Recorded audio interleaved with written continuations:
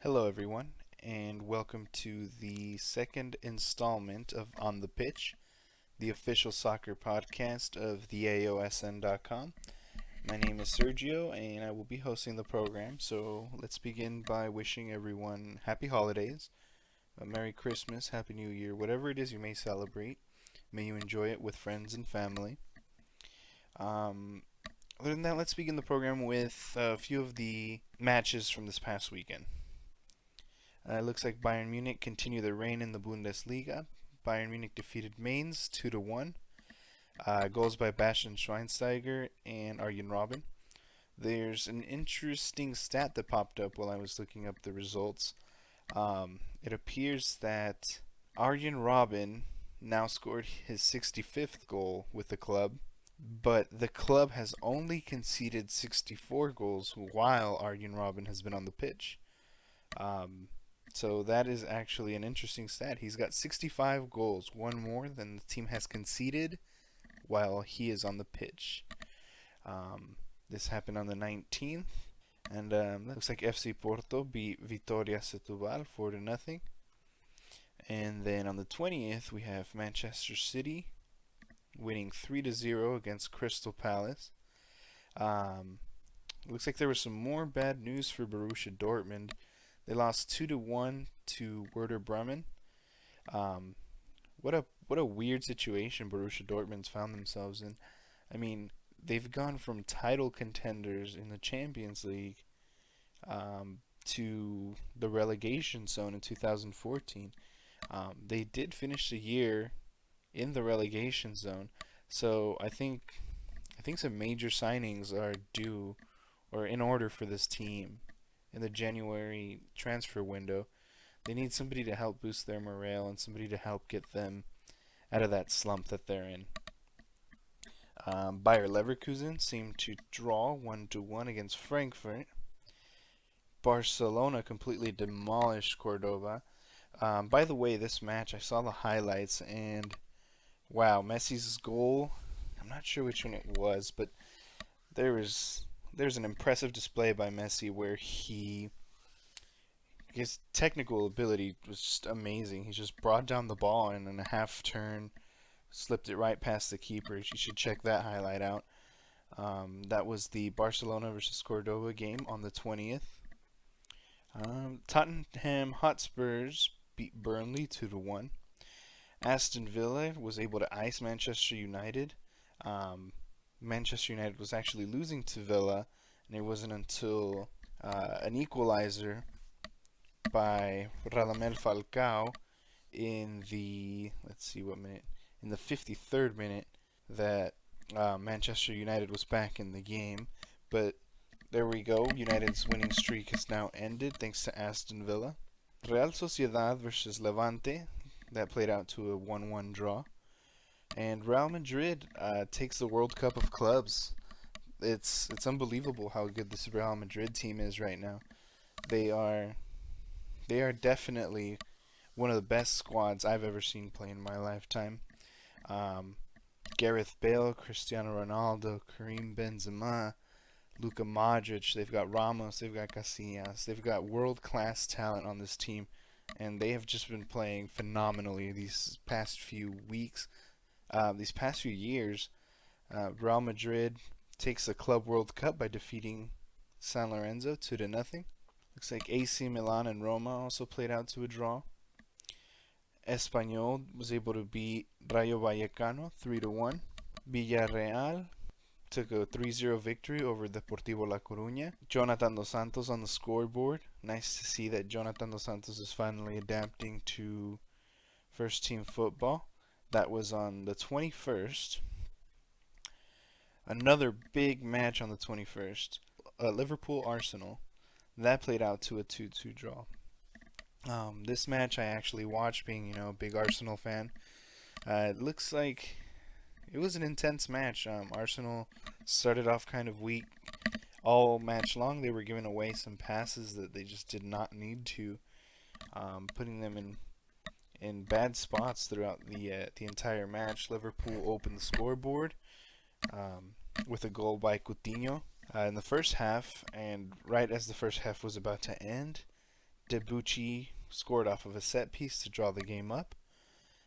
Giroud later in the second half was able to give the Gunners the lead, but there was an incident earlier where Martin Skirtle got injured, allowing for a lot of stoppage time at the end of the match. The ref gave plus 9 minutes of stoppage time, and at about the 96, Martin Skirtle was able to equalize for Liverpool. It was a sad finish for the Gunners. They had the win and they were unable to hold it, but overall it was a pretty good match. And it looks like Atletico de Madrid also destroyed a team. They beat Athletic Bilbao 4-1. And let's see what Monday's games are. We've got Juventus versus Napoli at 9:30, and Chelsea versus Stoke City. The Liga MX finals also came to a conclusion with America beating Tigres 3-1 on aggregate. Congratulations to America, who now have 12 championships, the most of any team in the first division in Mexico. I also talked about the MLS Cup last podcast, and what a dream finish it was for Landon Donovan. Not only did Galaxy get the win, Landon was able to retire from professional soccer with the final championship with his team, the LA Galaxy. Landon, Captain America Donovan, certainly was one of the biggest figures to ever play for the United States, scoring 57 goals in 157 appearances. And Landon Donovan was not the only player to retire. Arsenal great and Barcelona player, ex-New York Red Bulls player Thierry Henry also called it quits. Last podcast I talked about it. He was going to take some time for himself. Well, now he's hanging up his boots as a player, and it surely will be interesting to see where he will end up. If he'll be a part of the staff at Arsenal like we believe he will be, or if he might take up a coaching job like many professional players do after they're done. But truly one of the world's greatest players, somebody who was creative, who knew where the goal was, who was able to finish. Somebody like Thierry Henry is going to be missed in the world of professional soccer. Another figure who retired, he was a personal idol of mine. He was the Mexican goalkeeper for many years, one of the greatest goalkeepers I've ever seen on a pitch. His name is Osvaldo Sanchez. Sanchez played on many occasions for the Mexican national team. He's played for the two biggest clubs in Mexico. He started off with Atlas, he went to America after that, then to Chivas, and finally he ended up at Santos, where he retired from that squad on the 19th of December. It's sad to see him go, but he said he's hanging up his gloves and he's ready to move on to the next step in his life as well.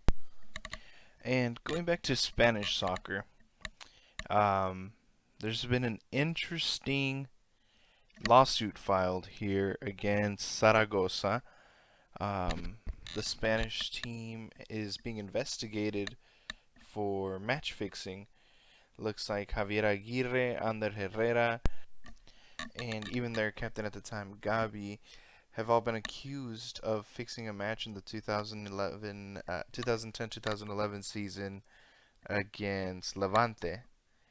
It seems that 965,000 euros were taken out of the Zaragoza account, and were given to the players, apparently to give to Levante's players in order for Levante to just lose the match so that Zaragoza may remain in the first division. Well, it just turns out that if the players are found guilty, the players could face time in prison from anywhere between 6 months to 4 years, and playing bans from anywhere between 1 year to 6 years. And even on top of that, they could receive a 5.5 million euro fine.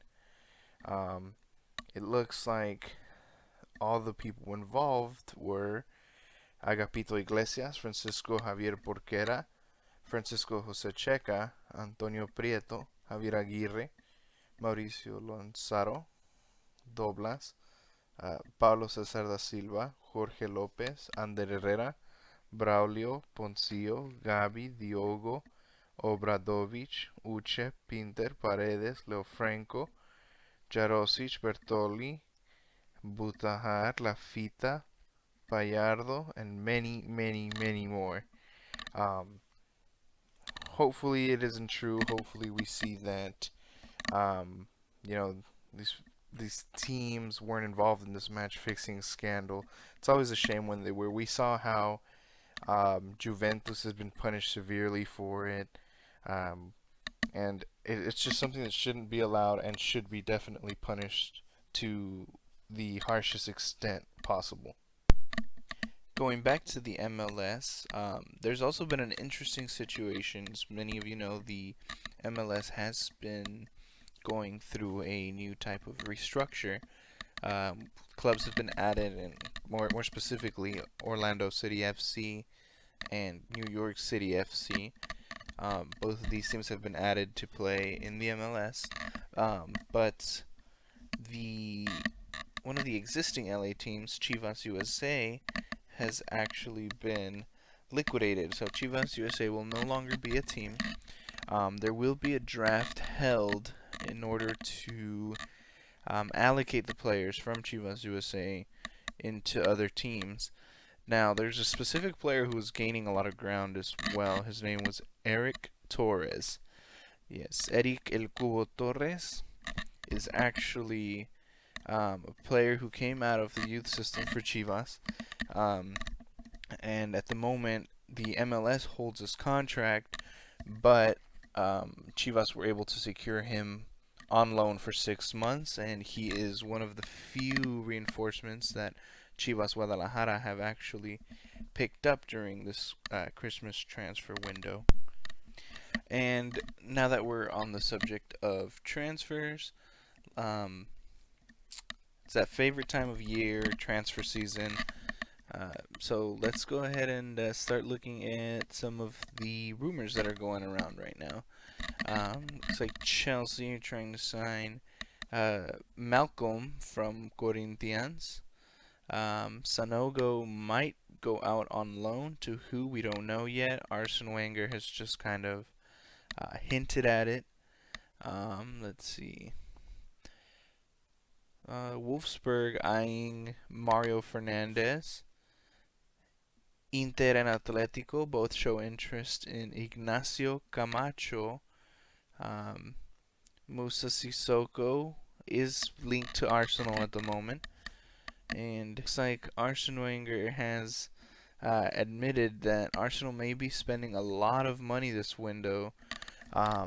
Arsenal getting their hopes up to compete in the Champions League again next season, and to just make their team better overall, give it a little bit of that fluidity that it needs. Arsenal tends to be a team that holds possession of the ball, but can't seem to finish.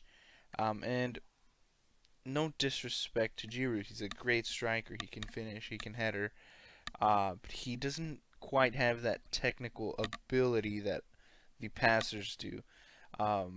Giroud does tend to lose a lot of balls trying maybe fancy flicks or trying a headed pass or something that just it doesn't come out the with the right class or the right finesse. He ends up losing a lot of balls that way. So I mean, a talented striker with a really good touch would definitely be beneficial to them, especially with Sanchez leading the attack. You've got Walker, who can also play on the wing. Arsenal has plenty of options. It's just a matter of getting the team together, getting some morale up. Maybe get a striker or a midfielder who can add that special something that they need on the attacking plays. It also seems that Anderlecht might be attempting to pick up two players from Porto, one of them being Diego Reyes, the Mexican center back. Benfica look to get Jonathan Rodriguez. Let's see who else. Manchester United has actually ruled out a return from Nemanja Vidic. Um, and the PSG do join the chase for Marco Reus. Marco Reus is an interesting case. Um, he's definitely got the talent. He's a great player. He can move up and down that wing. He can give crosses. He can even finish plays on his own after he cuts in. The issue with Marco Reus is his injuries. He's very injury prone, or at least he has been recently, missing the World Cup because of it. We saw Götze, hold the jersey with Royce's number on it. It kind of giving him the friendly gesture that he should have been there with the team, but an unfortunate injury stopped him from being there. But again, Borussia Dortmund isn't in the greatest spot right now, so I feel like one of two things can happen. Either Borussia Dortmund will be able to pick themselves up, pick up players, and continue to be a strong team, or the quality players that they do have at the moment are going to jump ship. And here we're talking about Weidenfeller, we're talking about Gundogan, Royce, we're talking about Hummels. There's definitely some quality players in that squad. Marco Reus just seems to be the most sought after. There has been reported interest for Royce from Real Madrid, Barcelona, now PSG. Top clubs from all over the world are interested in this young German star. Interestingly enough, I even read up on a case where it seems Barcelona have asked Marco Reus to wait a year. Yeah, there's been some rumors going around that Barcelona has contacted Marco Reus and asked him to wait a year until their own transfer ban has been lifted so that they can grab the German starlet and bring him over to Camp Nou. Whether or not this is true, I haven't been able to confirm it. I haven't found any other sources confirming this story. But anyway, well, thanks for listening. Thanks for tuning in to On the Pitch, the official soccer podcast of the AOSN.com. Stay tuned for the next one.